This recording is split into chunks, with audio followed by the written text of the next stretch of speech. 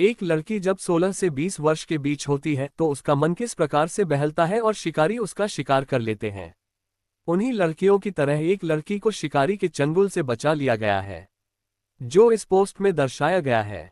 एक दिन की बात है जब एक काम से मुझे 16 सितंबर को दिल्ली जाना पड़ा तो मैंने तत्काल स्लीपर टिकट लिया और कैफियत ट्रेन से रवाना हो गया और मेरे बैठने के ठीक 3 घंटे बाद एक सलवार सूट पहने हुए गोरी सी लड़की एक बैग लिए हुए मेरी सीट पर एक किनारे बैठ गई और मैं हाथ में लिए हुए एक मैगजीन पढ़ रहा था और वह लड़की बार बार इधर उधर देख रही थी।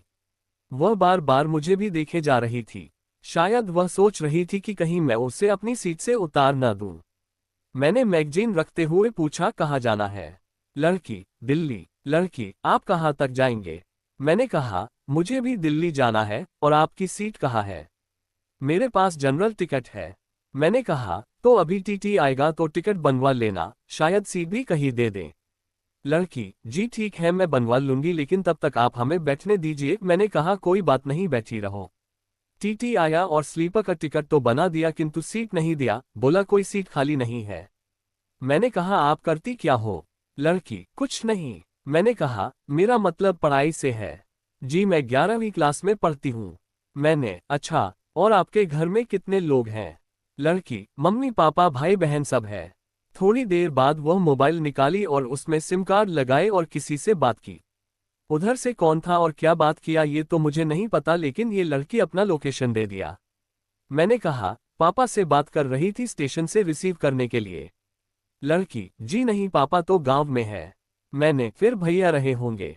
लड़की, नहीं, ओ मेरे, ओ थे। मैंने, ओ थे मतलब? मुझे तो नहीं लगता कि अभी आपकी शादी हुई है। लड़की, जी अभी तो नहीं हुई है, लेकिन 2-3 दिन में हो जाएगी। मैंने, ओ अब समझा, इसका मतलब प्रेम विवाह करने वाली हो।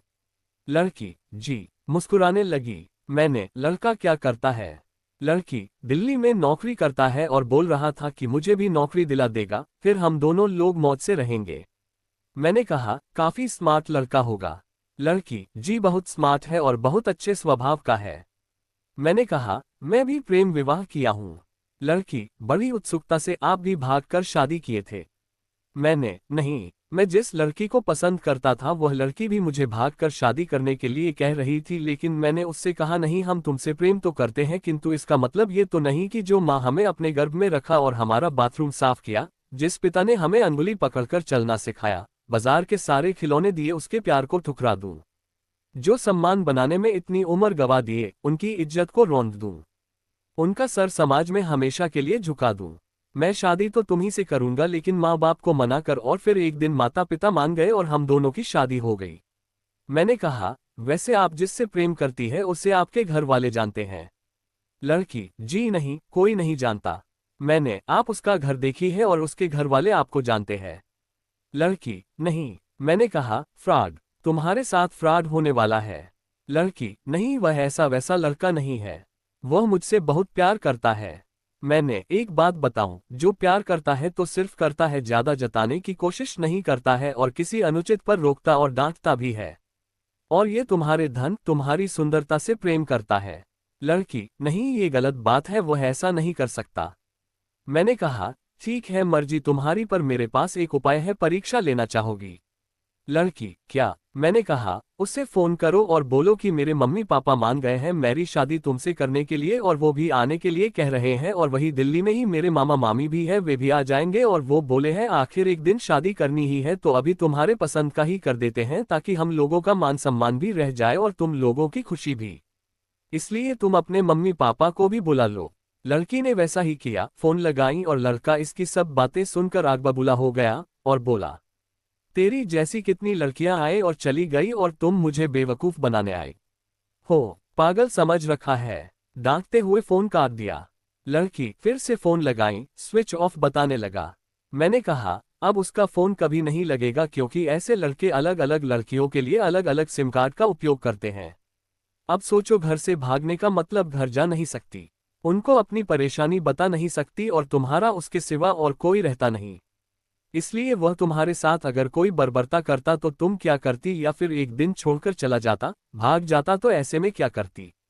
जानती हो, ऐसे में लड़कियां आत्महत्या कर लेती है, जो घर वालों को पता तक नहीं चल पाता।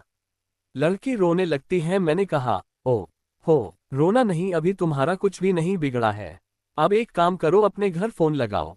लड़की फोन लगाती है। हेलो, हाँ पापा। लड़की रोने लगती है, पापा, बिटिया कहाँ हो? हम सभी लोग बिना खाए पिए तुम्हें ही खोज रहे हैं। लड़की, पापा बस थोड़ा सा बहक गई थी पर अब ठीक हूँ, कल तक घर आ जाऊंगी। और मुझे धन्यवाद देते हुए अगले स्टेशन पर उतरकर दूसरी ट्रेन से घर के लिए रवाना हो गई। दोस्तों, इसलिए कहा जाता है औलाद को इतनी मोहब्बत दो दो की हर बात बताए छुपाए नहीं। कुछ लड़कियां घर से भाग जाती हैं जो कि गलत है और कोई ना कोई वजह से भागती है, इसलिए उसकी बात सुने क्या चाहती है, जबरदस्ती उस पे अपना फैसला नहीं थोपना चाहिए। हर एक माँ बाप को ये बात समझना चाहिए। आपको ये स्टोरी वीडियो कैसी लगी कमेंट करके बताएं और चैनल को सब्सक्राइब जरूर करें।